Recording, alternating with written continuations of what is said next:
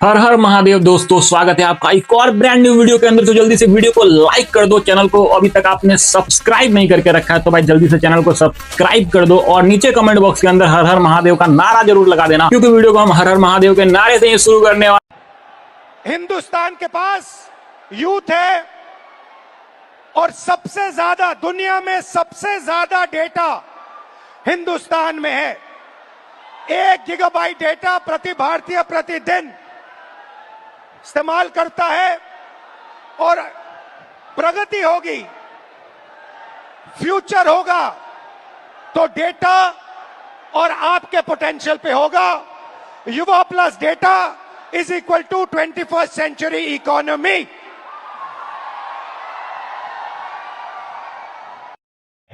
अच्छा आज हिंदुस्तान में आप made in India, made in India, made in India की बात करते रहते हो। मेड इन इंडिया हो ही नहीं सकता आज।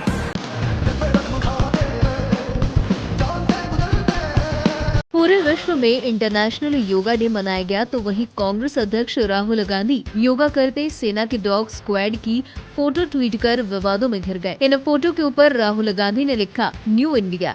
कांग्रेस अध्यक्ष ने योग कर रही आर्मी डॉग यूनिट की तस्वीर पर न्यू इंडिया कैप्शन लिखकर योग दिवस का मजाक उड़ाया। दोनों ही फोटो में कुत्ते और सेना के जवान एक साथ योग कर रहे हैं। फोटो में दिख रहे कुत्ते सेना के ही हैं और 2 आर्मी डॉग यूनिट के हैं। The thing about fitness that's important is not really the routine you follow. It's being persistent, doing it continuously and allowing it to compound. Generally, I do a little bit of martial arts, which I like. I do a little bit of swimming, running. Now these days I've started yoga, which is quite interesting. Hypocrisy की भी सीमा होती है। हाँ तो भाई कल राहुल गांधी का ये वाला पोस्टर लगा जिसमें ये दिख रहा है कि 8 तारीख को ये छात्रों की गूंज जो है इनका प्रोग्राम है और प्रयागराज आने वाले हैं और यहाँ पर भी पोस्टर लगाया गया है।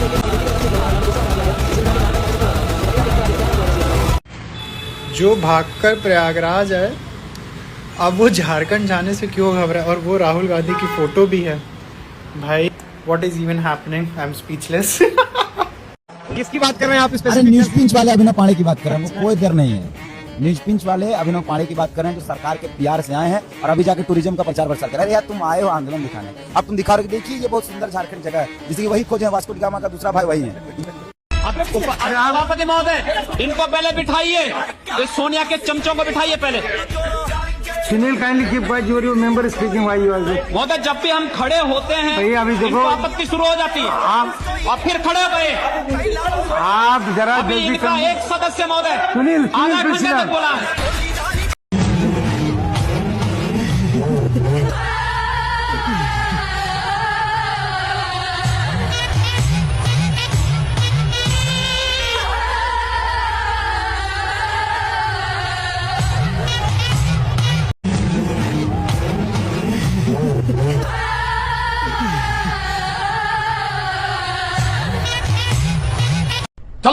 चल ठीक छुड़ा है। इस बार जितने लोग आए थे सड़कों के ऊपर, वो किस लिए आए थे? वो केवल, मुझे नहीं लगता धर्मेंद्र प्रधान का इस्तीफा मांगने आए थे। वो मुझे लगता है कि प्रधानमंत्री मोदी जी ने जिस तरह से पूरे देश को डरा रखा है और जिस तरह से दबा रखा है, उनके खिलाफ जो गुस्सा है, वो गुस्से का तरह तरह से इजहार करने आए थे। तो मतलब अगर मैं क्रूड भाषा में बोलूँ तो मोदी जी को ठोकने आए थे।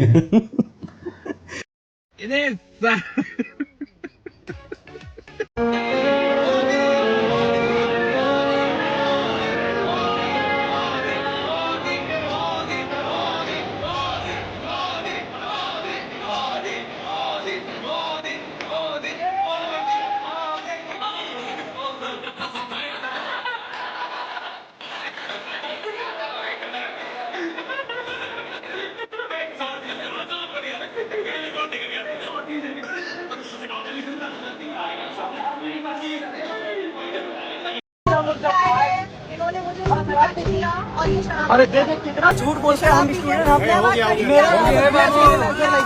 ड्रिंक करके यहाँ पर इतने लोगों के साथ आप कैमरा बंद कर रहे हैं, बताइए। तभी तभी किया कि क्या शराब पी के लोग होते हैं मैम।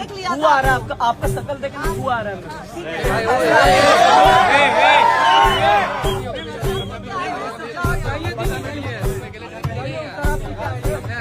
अगर आपको दिल की बीमारी हो जाए, आप कारपेंटर या प्लम्बर से सर्जरी तो आप चाय वाले से देश क्यों चलवा रहे हैं?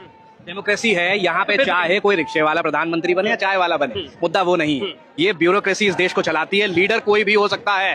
आप भगत सिंह क्या सॉफ्टवेयर इंजीनियर थे क्या? योगदान था देश में ना, था भाई। एक रिक्शे वाला भी इकोनॉमी को उतनी मदद कर रहा है। आप पर्सनली टारगेट करके इस मुद्दे को मत भटकाइए। अभिजीत तिपके भाई, मेरे तुम्हारी कोई पर्सनली दुश्मनी नहीं, लेकिन मुझे एक चीज पूछनी है भाई, ये जो तुम इंटरव्यू वगैरह देते हो, ये होश में ही देते हो ना या कुछ नशे वशे में देते हो? क्योंकि पहले तुम अपना ये इंटरव्यू सुनो। हमें वीजा इशू करना पड़ेगा क्या हमें? इसके बाद अगर कोई भी पुलिस वाला आधार कार्ड मांगता है मोटरसाइकिल आने के लिए, प्लीज मुझे बताइए। मोबाइल नंबर पर आधार कार्ड की जरूरत नहीं है। ठीक है, कोई दिक्कत वाली बात नहीं है, सिक्योरिटी की बात हो गई। लेकिन उसके बाद तुमने ये इंटरव्यू कैसे दे दिया? जिस जंतर मंतर पर मुझे बिना चेकिंग के अंदर नहीं जाने दिया जाता था, जिस जंतर मंतर पर बीबीसी के रिपोर्टर्स को बिना चेकिंग के अंदर नहीं जाने दिया जाता था, उस जंतर मंतर पर दिल्ली पुलिस ने ये 2700 क्रिमिनल्स को आने कैसे दिया? मतलब पूरे भंडी हो रखे थे क्या भाई? खुद ही परमिशन ले ली कि कोई यहाँ पे चेकिंग नहीं होगी, उसके बाद खुद ही कहते हो कि भाई इतने सारे लोग घुसे कैसे अंदर? कौन सा नमक सूंघ के आए थे भाई? तुम्हारे डीलर का नंबर हमें भी चाहिए। हम फालतू में रविकिशन के मीम बनाते भाई, असली मीम तो तुम्हारे बनने चाहिए। मैं दिखाती हूँ आपको मोदी का विकास। देखो, एक कीचड़ के ऊपर फैलाए, मतलब परमानेंट विकास कोई नहीं चाहता है। इस दीदी ने बात तो एकदम सही बोली है। मतलब मोदी जी को हमने क्यों प्रधानमंत्री चुना? इसीलिए तो कि हमारे वीआईपी नेहरू गांधी परिवार के जो एलओपी हैं, उनके लिए वीआईपी सुख सुविधाएं दे। मतलब यहाँ पे एक वो इंसान आ रहा है जो प्रधानमंत्री के पद तक की गरिमा रखता है। अरे भाई, दीदी ये भी नहीं बोल रही है कि आम जनता के लिए, दीदी बोल रही है कि वीआईपी मतलब राहुल गांधी के लिए सुविधा मिलनी चाहिए। दीदी शायद आप भूल गई हैं कि देश के पहले प्रधानमंत्री प्रयागराज से ही सांसद थे। अच्छा चलो, फिर आप दीदी बोलेंगे फिर आ गई नेहरू पे। 12 साल मोदी जी ने क्या किया?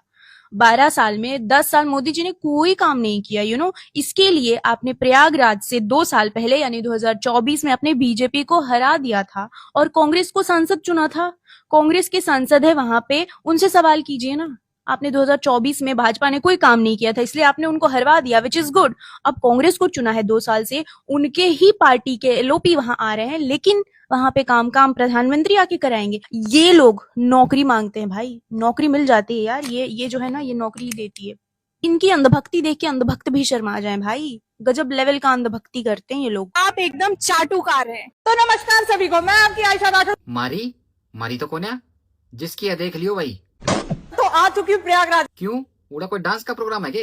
Good question. जैसे मैंने बोला था कि मैं छात्रों की आवाज बन के जरूर जाऊंगी प्रयागराज। अच्छा, छात्रों की आवाज में गई है? फिर गई थोड़ी है, बुलाई गई है। ये तो लेटेस्ट न्यूज है। तो राहुल गांधी आज आ रहे हैं और बहुत ज्यादा भीड़ हो रही है, आप देख लो। इतनी भीड़? यू इस साइड में भी 50-100 खड़े हैं और वो पीछे में भी 50-100 खड़े हैं, और उन मतलब याद कार्यकर्ता होंगे। देख ले चे, यू सांप भी है ना, यो भी बाहर निकल कर देख लग रहा है कि आदमी कहाँ गए। कम आदमी नजर आ रहे, ज्यादा नहीं आ रहे सांप आज बाहर। और शाम को देखते हैं राहुल गांधी यहाँ पर आएंगे, क्या बोलते हैं क्या नहीं। वही तो हमारी समझ में नहीं आता, वो क्या बोलते और क्या नहीं। जो जंतर मंतर पर छात्रों पे लाठी चार्ज हुई थी, क्या उनका बदला ले पाएंगे? हाँ, बदला ले पाओगे। उसने पुलिस ठाका लेगी थी। तो भैया दोनों भद्दी शक्ल की दीदी भाई, एक बार को मैं कंफ्यूज हो गया था कि दोनों सेम है, लेकिन बाद में देखा दोनों एक ही हैं। दोनों फ्लॉप एक्ट्रेस हैं, दोनों सीजेपी के टाइम में मस्त छाती पीट के भाई स्टूडेंट्स के लिए आवाज़ उठाई, झारखंड के टाइम पे गायब हो गई। एक और चीज़ मैं बताऊं, इनमें एक चीज़ तो कॉमन है, कमेंट में बताओ क्या है वो। ये है सौरभ दास, तिलचट्टियों के क्रश और कॉकरोच जनता पार्टी के चीफ स्पोक्स पर्सन के नाम से जाने जाते हैं। अक्टूबर 2021 में इनको अमेरिका के ठाकुर फाउंडेशन से फंडिंग मिलती है पब्लिक हेल्थ के नाम पर। पब्लिक के हेल्थ का तो पता नहीं, मगर हाँ, उस पैसे से इंडिया में नेगेटिव और टारगेटेड आर्टिकल जरूर लिखवाए गए थे। इनका असली रोल तब समझ में आता है जब इंडिया अपनी स्वदेशी कोविड-19 वैक्सीन लॉन्च करता है। जब पूरा भारत एक वैक्सीन के भरोसे बैठा था, तब इस सेफ्टी के नाम पर एक आरटीआई फाइल करते हैं इंडियन वैक्सीन और फार्मा सेक्टर के अगेंस्ट उनकी क्रेडिबिलिटी पर सवाल उठाते हुए, ताकि फॉरेन लैब्स को फायदा पहुंच सके। लेकिन सौरभ दास तो एकमात्र प्यादे हैं ना, इनके पीछे असली हाथ है दिनेश ठाकुर का, जिन्हें यूएस डीप स्टेट का एसेट कहा जाता है। सौरभ दास को यूएस बेस्ड पुलिट्जर सेंटर से भी ग्रांट्स मिले हैं और इस पुलिट्जर सेंटर को सीधे फंडिंग मिलती है जॉर्ज सोरोस की ओपन सोसाइटी फाउंडेशन से। और आज फिर यही कॉकरोच जनता पार्टी FCRA बिल के अगेंस्ट है। कोइंसिडेंस तो नहीं हो सकता ना ये। FCRA बिल से विपक्ष से ज्यादा तकलीफ विदेश में बैठे रिले मोर को क्यों हो रही है? भाई इतनी बेचैनी क्यों? पैसा भारत में आएगा तो हिसाब भी भारत को ही देना पड़ेगा ना। फॉरेन फंडिंग है तो सोर्स बताओ, कहाँ खर्च हो रहा है वो बताओ। और अगर पैसा सच में शिक्षा और सेवा में खर्च हो रहा है तो ट्रांसपेरेंसी से डर कैसा? और अगर किसी ऑर्गेनाइजेशन पर फॉरेन फंडिंग से कन्वर्जन जैसे इलीगल एक्टिविटीज के आरोप हैं तो इन्वेस्टिगेशन होनी चाहिए, ना कि अकाउंटेबिलिटी से भागने की कोशिश। और सबसे बड़ा सवाल, भारत के FCRA कानून से अमेरिका में बैठे सांसद को इतनी परेशानी क्यों? भारत कोई ऐसी जगह नहीं है कि जहां विदेश से पैसा भेजो, एजेंडा चलाओ और पूछने पर बोलो हिसाब क्यों मांग रहे हो। नहीं भाई, पैसा विदेशी हो सकता है लेकिन कानून तो भारत का ही चलेगा। जय हिंद, जय भारत। इतनी बुरी बेइज्जती हो गई टुकड़े टुकड़े गैंग की प्रेसिडेंट की, उसे बाहर फेंक दिया भाई प्रोटेस्ट से। जब वो पॉलिटिकल नारे लगा रही थी, आज़ादी आज़ादी कर रही थी, उसे बाहर भेज दिया। वहाँ के स्टूडेंट्स को जरूरत नहीं है भाई, तुम इंक फेंक दी इसके ऊपर ही, अब भी कह रही कि बीजेपी के गुंडों ने फेंकी है। भाई वो असली के स्टूडेंट्स हैं, जंतर मंतर की तरह वहाँ आधे से ज्यादा लेफ्टिस्ट नहीं भरे हुए, और तुझ जैसे की जरूरत नहीं है उन्हें। और ये शेमड़ी कह रही है कि हम तो उमर खालिद को सपोर्ट करते हैं। भाई तुम सब भी जेल जाओगे थोड़े दिन में, लेकिन एक बात और कहूँगी, वापस मत जाना आप झारखंड, नहीं तो पिट के आओगे वापस। अब वहाँ के स्टूडेंट्स सच में स्टूडेंट्स हैं जिन्होंने टॉप करा है, जिन्होंने अच्छी रैंक्स लाए हैं। यहाँ दिल्ली की तरफ भड़का नहीं लग सकते लोगों को। आप JNU तक ही सीमित रहिए। अगर आप उस यूनिवर्सिटी से बाहर अब रियल स्टूडेंट्स के हाथ में आएंगी तो मुंह भी टूटेगा आपका, और फिर आप बोल नहीं पाएंगे कि ये बीजेपी के गुंडे हैं। RSS के गुंडों को ये भी नहीं पता है कि स्याही का काम लिखने का होता है, फेंकने का नहीं। आप क्या छात्रों के समर्थन में बैठेंगे अगर आपको ये डिफरेंस भी नहीं? ये पागल वागल है क्या थोड़ी सी? मुझे लग रहा है इसका कोई स्क्रू ढीला हो गया है, इसको अपनी इलाज कराने का सख्त जरूरत है। इसको भारी ऑब्सेशन हो गया है बीजेपी और RSS के नाम पे। जब देखो बीजेपी RSS, ये जंतर मंतर में जब स्टूडेंट प्रोटेस्ट में कांड हुआ, पत्थरबाजी हुई, तभी ये बोली कि यहाँ पे बीजेपी और RSS के गुंडे घुस गए जो इस प्रोटेस्ट को खराब कर रहे हैं, जबकि वहाँ बीजेपी की सरकार थी। और अब जहाँ ये गई है वहाँ कांग्रेस की सरकार है, किसी ने इस पे इंक फेंक दी, जो कि बहुत अच्छा किया। और अब ये बोल रही है कि किसी बीजेपी RSS के गुंडों ने मेरे पे हमला कर दिया। तो सटक गया है क्या दिमाग से? ये अच्छा खासा प्रोटेस्ट चल रहा है, बच्चे अच्छे खासे क्लीन स्मूथ अपने हक के लिए लड़ रहे हैं, कोई गाली गलौज नहीं, कोई एंटी नेशनल नारे नहीं, कुछ नहीं चल रहा। वो किसी राजनीति को बीच में नहीं लेके आ रहे हैं, ना बीजेपी को, ना RSS को, ना कांग्रेस को, ना आपको, nothing. They are very clean and smooth and पूरे इंडिया को उन पे प्राउड है।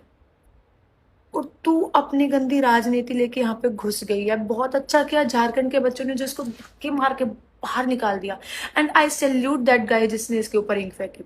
Well done, bravo.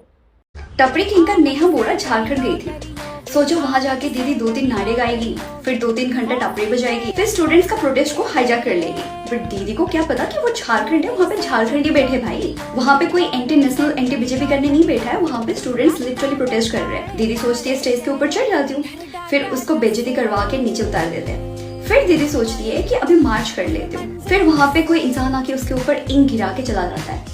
दीदी का रो रो के इतना बुरा हाल, थोड़ा सा दिमाग लगाओ और सोचने वाली बात है, राइट? वहाँ पे जब बीजेपी का सरकार है ही नहीं तो वहाँ पे बीजेपी करेगी क्या भाई? इस बात को कोई सेंस है? ये भूत कब उतरेगा? और ये झारखंड स्टूडेंट्स लिटरली प्रूव कर दिया कि वो कितने रियल स्टूडेंट्स हैं, और वहाँ पे कोई एंटी नेशनल एंटी बीजेपी करने के लिए नहीं बैठा है। वहाँ पे वो लिटरली प्रोटेस्ट कर रहे हैं एजुकेशन के लिए। तो ये जो भी प्रोपेगेंडा लेके वहाँ पे जा रहे हो ना तुम लोग, रुक जाओ, मत जाओ, वरना ऐसी ही बेइज्जती होगी नेहा बोरा की तरह। अमृतसर के कमिश्नर ने बहुत बड़ा खुलासा किया कि CJP प्रोटेस्ट के दौरान जंतर मंतर पर कुछ ISIS एक्टिविटी हो सकती थी। अमृतसर से कुछ 8 से 9 लड़के गए थे, जिसमें से कुछ जुवेनाइल थे, कुछ एडल्ट थे, जिनका लिंक ISIS पाकिस्तान से माना जा रहा है। वो वहां पर शायद बम फेंकते, पेट्रोल बम बनाते, कुछ भी हो सकता था। ये उन्होंने खुलासा किया। पुलिस ने उनको पकड़ लिया और ये सब होने से बचा लिया। अब सोचिए उन कमिश्नर के साथ क्या हुआ। हाँ, बहुत रिवॉर्ड, बहुत बड़ा रिवॉर्ड मिला उनको। केजरीवाल ने उनका ट्रांसफर कर दिया। 4 अगस्त को उन्होंने ये खुलासा किया, 7 अगस्त को उनका ट्रांसफर कर दिया। वाह केजरीवाल, वाह वाह। मतलब आप कितने महान नेता हैं। इनकी बिगड़ी औलाद डिप के कह रहा था कि जंतर मंतर पे पुलिस आधार कार्ड देख के क्यों आने दे रही है, हम सब तो स्टूडेंट्स हैं, ये हमको आतंकवादी जैसा ट्रीट क्यों किया जा रहा है। वर्ड्स, अभी तो ये शुरुआत है, धीरे धीरे सारे पत्ते खुलेंगे। कमिश्नर की साइड से मैं आपको ये कहना चाहूंगी कि 100 कमीने मरे थे तब एक केजरीवाल पैदा हुआ था। आज मैं बहुत खुश हूँ। मुझे याद है कि चुनाव के टाइम पे हमने चुनावी हमने ये नहीं कहा था कि हम चुनावी वादा कर रहे हैं, हमने ये नहीं कहा था कि हम अपना मैनिफेस्टो निकाल रहे हैं। खाओ माँ कसम। हमने कहा था कि केजरीवाल की गारंटी दे रहे हैं। ऊपर वाले की कृपा है कि लोगों के मन में, लोगों के दिमाग में हम लोगों को लेके एक बहुत विश्वसनीयता है, लोगों को भरोसा है कि ये लोग जो बोलते हैं वो ठीक बोलते हैं, ये झूठ नहीं बोलते। प्रेन्स कर रहा था, इसकी खुद की गिर्री तो फंसी हुई है, मुंह ही नहीं खुल के दे रहा इसका। Bottom letter loan letter bottom order ये सब तो खुद ये कर रहा है। ये कंपेयर करने चले हैं उत्तम महापुरुष जिनकी स्किन गोरी है उनसे ना पार्थ ना करो। एक पॉलिटिकल लीडर को अपनी ऑडियंस के बारे में सब पता होता है। नरेंद्र मोदी इनवाइट करता है मेडलिस्ट को, एडुकेशनिस्ट को, साइंटिस्ट को। राहुल गांधी इनवाइट करता है 150 रुपए में एक्सक्लूसिव कंटेंट बेचने वाली क्रिएटर को। भाई को अच्छे से पता है पूरी पार्टी चिनारों से भरी हुई है। जब हमने स्टूडेंट से बात की है, मैं आपको स्टूडेंट जो कह रहे हैं मैं वो आपसे सवाल कर रही हूँ। जो स्टूडेंट ने से जब आपने आप बिल्कुल बदतमीजी मत कीजिएगा। आपको कैमरे में ना सब देख रहा है, बदतमीजी बिल्कुल भी नहीं। आप बीच में नहीं आइए, आपसे बात नहीं कर रहे, ठीक है। आप यहाँ पे क्या आप सोच रहे हैं कि आप इससे वायरल हो जाएंगे? वायरल होने के लिए कई लोग यहाँ पे घुस जा रहे हैं, बकवास कर रहे हैं, बदतमीजी कर रहे हैं। इस लड़की को दिखाना ही नहीं है, ये बदतमीज लड़की है, इसे दिखाना ही नहीं है। भाई मजे की बात यह है कि खालिद और शर्जील इमाम की आजादी की मांग करने वाली उमर खालिद को रिहा करना होगा, शर्जील इमाम को रिहा करना होगा। डफली गैंग की सरगना नेहा बोरा को झारखंड के स्टूडेंट्स ने अपने प्रोटेस्ट से लात मारकर भगा दिया है और स्याही फेंककर इसका मुंह भी काला कर दिया, क्योंकि अदमुल्ली नीट पेपर लीक जिसका री एग्जाम सक्सेसफुली कंडक्ट हो गया था, उसके लिए धर्मेंद्र प्रधान और नरेंद्र मोदी का इस्तीफा मांग रही थी। लेकिन झारखंड पहुंचकर ये कहने लगी कि हमें किसी का इस्तीफा नहीं चाहिए, सिर्फ एग्जाम रिकंडक्ट करवाना है। झोपड़ी वाली का दोगलापन देखकर झारखंड के स्टूडेंट्स ने इसकी डफली बजा दी, क्योंकि भाई धर्मेंद्र प्रधान का इस्तीफा हुआ है तो हेमंत सोरेन का भी तो इस्तीफा होना चाहिए। आपका क्या कहना है कमेंट करके जरूर बताइएगा। और इस डफली गैंग की डफली बजने पर अगर आपको भी मजा आया है तो वीडियो को शेयर जरूर करें। आपको वीडियो पसंद आए तो वीडियो को एक लाइक जरूर कर देना, और अभी तक आपने हमारे चैनल को सब्सक्राइब नहीं किया है तो भाई चैनल को सब्सक्राइब करके बेल के आइकन को दबा देना, और अपना फेवरेट पार्ट नीचे कमेंट बॉक्स के अंदर लिख डालो, और कमेंट बॉक्स के अंदर जय श्री राम का नारा भी लगा डालो। तो फिर से मिलता हूं नेक्स्ट वीडियो में, अभी के लिए बाय बाय दोस्तों।